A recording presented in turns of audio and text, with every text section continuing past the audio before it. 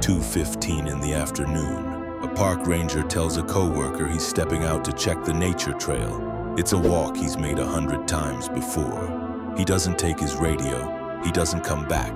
46 years later, nobody knows what happened to him. Not his wife, not the National Park Service, not the $60,000 reward currently sitting on his case.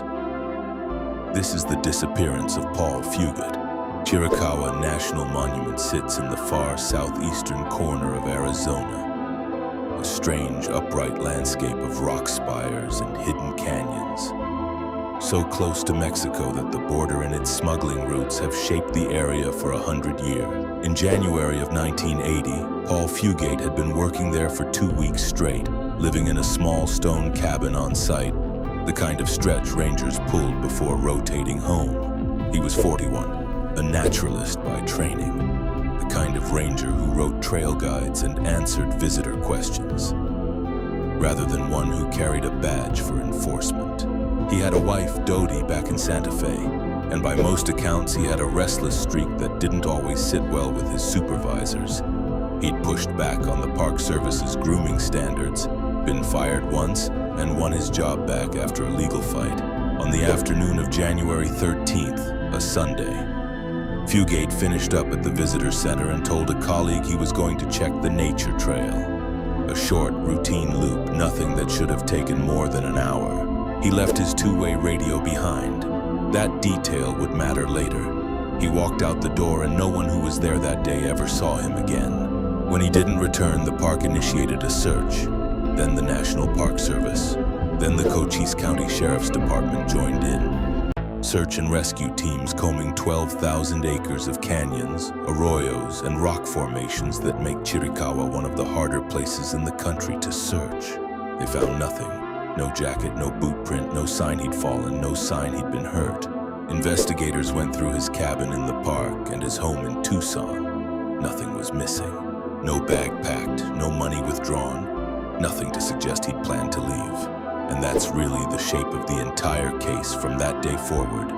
An ordinary Sunday afternoon, a short walk, and then absolutely nothing.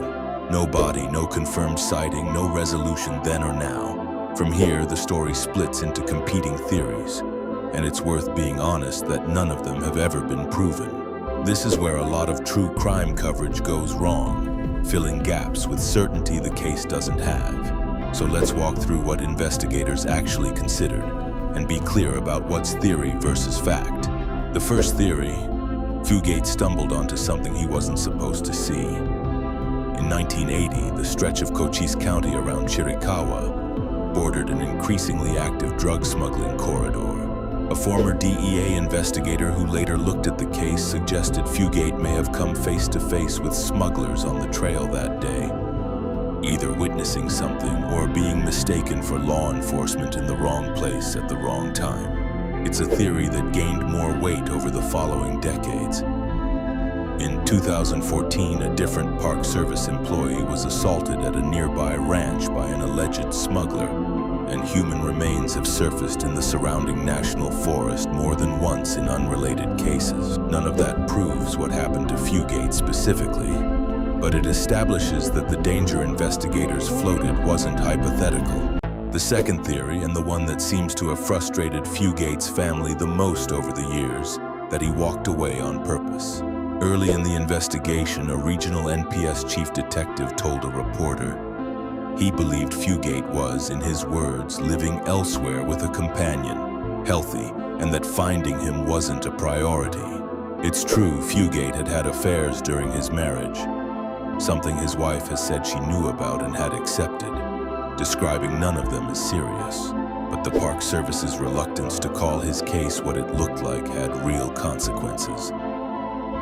For 6 years, the NPS refused to have Fugate declared legally deceased, which meant Dodie Fugate couldn't collect his survivor's benefits or pension. It wasn't until 1986, when a joint review by an NPS investigator and an Arizona Department of Public Safety investigator combed back through every piece of paper connected to the case, that officials concluded there was no real evidence Fugate had left willingly. Only then was his wife's benefits claim approved. The The third theory is the strangest and the hardest to verify. Years into the investigation, a letter arrived from an inmate in the Arizona State Prison System, claiming he knew who had, in his words, helped knock off a park ranger who'd gotten in the way of a narcotics operation. The letter used slang and phrasing that struck investigators as oddly specific to the case. Details that weren't public. It was taken seriously enough to become part of the file, but it never led to an arrest, a body, or independent confirmation. To this day, it remains exactly what it was when it arrived. An unverified claim filed alongside everything else that's never closed this case. What's clear, looking back at 4 decades of investigation, is that nearly every lead has ended the same way. A retired federal agent who spent years working the case privately has said he believes it's still solvable, that there are people in multiple states who know more than they've said and simply haven't been properly interviewed.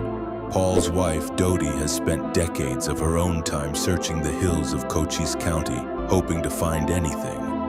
A bone, a piece of clothing, anything that could bring the case to an actual conclusion. In interviews, she's described it plainly, that the other half of her life is buried somewhere out there, and she doesn't know where.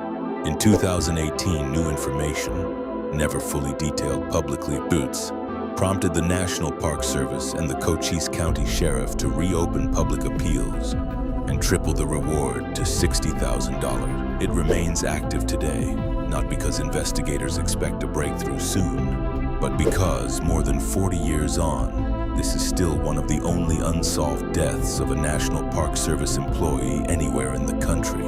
If you have any information about what happened to Paul Fugate, the Cochise County Sheriff's Office and the National Park Service Investigative Services Branch are both still taking tips, and contact information will be in the description below. Every case on this channel ends the same way this one does, without an ending. But somewhere, someone usually knows more than they've said.